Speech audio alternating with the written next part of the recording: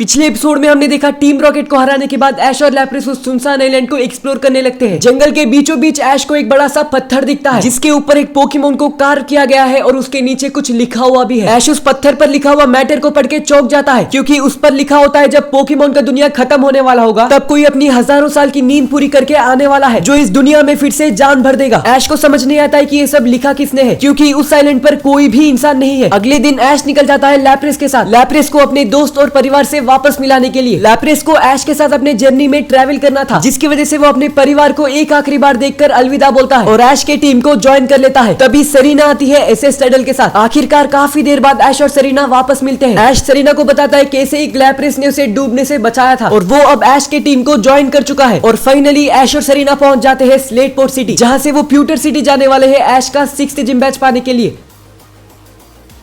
ऐश और सरीना आ चुके हैं स्लेटपोर्ट सिटी में और यहाँ से वो लोग जाने वाले हैं प्यूटर सिटी। ऐश और सरीना देखते हैं कि स्लेटपोर्ट शहर बहुत ही ज्यादा अच्छा है। शहर में जहाँ देखो वहाँ फूड के स्टॉल्स है, काफी सारी यूनिक और मजेदार चीजें भी इस शहर में बेचे जा रहे हैं। स्लेटपोर्ट सिटी का बीच भी काफी अच्छा है लेकिन इस शहर का सबसे बड़ा अट्रैक्शन है इसका लाइट हाउस जो बहुत ही ज्यादा बढ़िया है। ये सब देखते हुए ऐश और सरीना स्लेटपोर्ट सिटी से आगे निकल जाते हैं और प्यूटर सिटी के लिए अपने सफर को शुरू कर देते हैं। स्लेटपोर्ट से बाहर आते ही ऐश और सरीना एक घने जंगल को देखते हैं और उस घने जंगल को नांगने के बाद आता है प्यूटर सिटी। ऐश और सरीना जंगल में निकल जाते हैं। जैसे ही वो दोनों जंगल में आगे बढ़ रहे हैं वैसे ही जंगल और घना होते जा रहा है और उस जंगल में काफी सारे पोकेमोन भी है। ऐश और सरीना अब काफी देर से जंगल में सफर कर रहे हैं। तभी अचानक से ऐश को कुछ अजीब महसूस होता है। ऐश बोलता है सरीना पता नहीं क्यों पर मुझे यहाँ पर कुछ अजीब लग रहा है, मुझे ऐसा लग रहा है कि कोई हमें फॉलो कर रहा है। सरीना बोलती है मुझे भी कुछ ऐसा ही लग रहा है। तभी ऐश को अपने पीठ पर कुछ चीज जोर से लगती है। ऐश को ऐसा लगता है कि कोई उसको बहुत जोर से हेडबट किया है लेकिन पीछे देखने पर वहाँ पे कोई भी नहीं है। ऐश को समझ में आता है कि ये कोई पोकेमोन कर रहा है। वो बोलता है तुम जो कोई भी हो सामने आओ और तभी ऐश के सामने आता है एक गिबल पोकेमोन। ऐश बोलता है मुझे लगा ही था ये एक पोकेमोन का काम है तो तुम मुझसे बैटल करना चाहते हो तो ठीक है